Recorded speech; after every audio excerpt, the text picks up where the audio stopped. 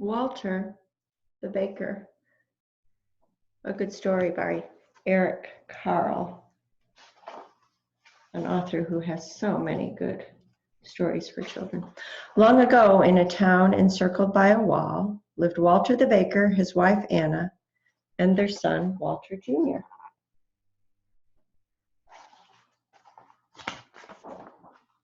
Walter the Baker was known even outside the walls of the town. He was the best baker in the whole duchy. Every morning early, while everybody else was still asleep, Walter began baking his breads, rolls, cookies, tarts, and pies.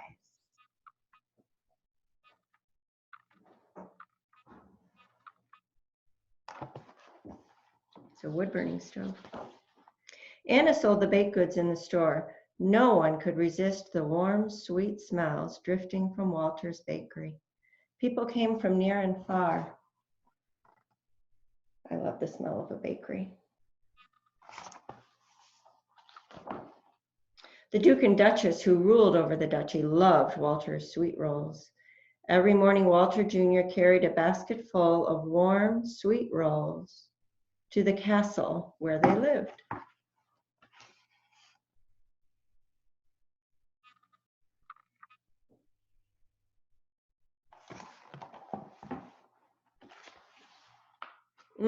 Said the Duchess, spreading quince jelly on her roll.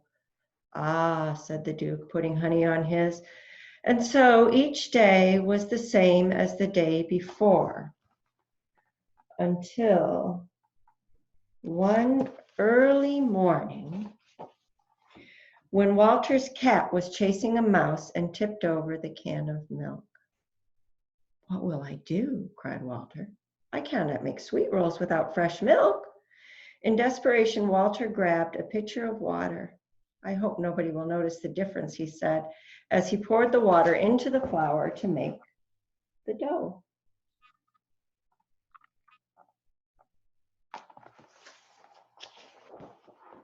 Now, you and I may not be able to tell the difference between a roll made with water and one made with milk. But the Duke, and especially the Duchess, could tell the difference. Ugh, cried the Duchess after she took one bite. What is this? Roared the Duke. Where is Walter the Baker? Bring him here at once.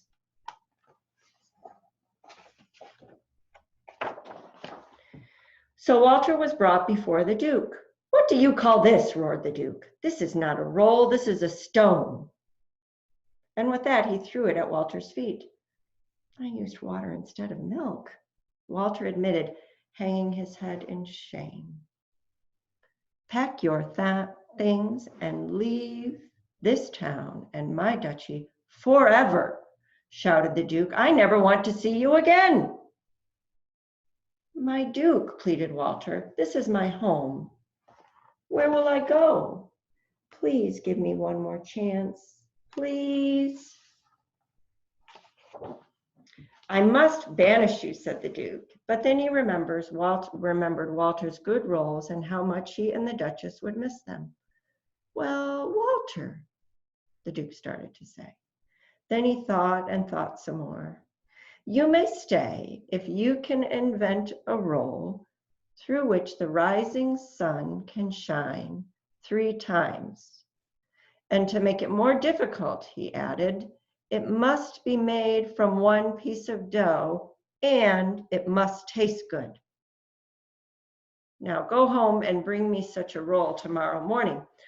Poor Walter, worried and sad, he trudged back to the bakery. Walter worked all day and into the night. He made long rolls, short rolls, round rolls, twisted rolls. He made thin rolls and he made fat rolls, and he worked some more.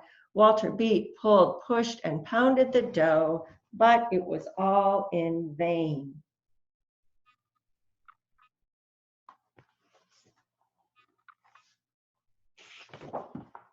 He could not come up with a roll that would please the Duke. By early morning, Walter had only one long piece of dough left. It's hopeless, he cried. In a sudden fit of anger, he grabbed the last piece of dough and flung it against the ceiling. Stick there, he yelled at the dough. But it didn't. It fell, twisting itself as it dropped down, and it plopped into a pail of water. Anna and Walter Jr. were awakened by Walter's yell and rushed into the bakery just as Walter was about to dump out the water and the twisted piece of dough. "Father, stop!" shouted Walter Jr. "Look!" And Anna quickly popped the dough into the hot oven. Soon it was brown and crisp. She took out the roll and handed it to Walter.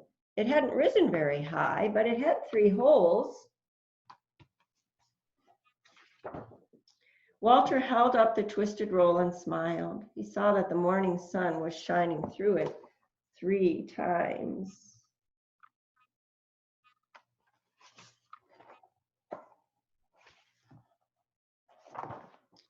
Walter put the roll into a basket and rushed to the castle to deliver his invention to the Duke and Duchess, and they too saw the morning sun shine through it 3 times.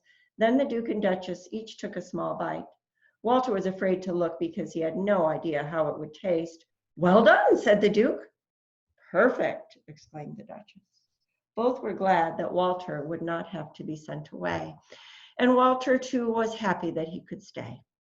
"Now, pray tell us, Walter, what do you call this?" asked the Duke. "Ah, yes, pray tell us," Walter stammered, and he tried to come up with a name. "What was that? Pretzel?" said the Duke. "Pretzel it shall be.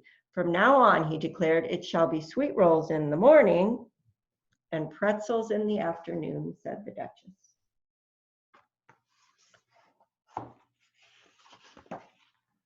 Walter returned to his bakery and spent all day and night making pretzels. The next morning, there were baskets of pretzels outside the store for the whole town to taste, and a special basket of pretzels for the Duke and Duchess. And a cheer went up for Walter, the pretzel maker. Eric Carle's illustrations are so colorful, vibrant, and full of life. So, I'm in the middle of my pretzel baking project right now at my house. The dough is rising. Maybe the limitation on this is pretzel baking really requires an adult, because you remember in the story where Walter got angry and flipped the dough into the pail of water. The truth is, when you're actually making pretzels, you have to dip them into boiling water, and really you need an adult for that, because boiling water is a little dangerous, and steam can also be dangerous. So you want to have an adult with you. But the dough baking part is super fun, and making it into long rolls and then twisting it into a pretzel shape or something that resembles a pretzel is super fun too. So perhaps you'd have time and you could recruit an adult you enjoy spending time with. The ingredients are very simple: flour, salt, oil or butter, sugar, yeast. That's it. So I will upload that video so when you have time you can enjoy pretzel baking in your home as well.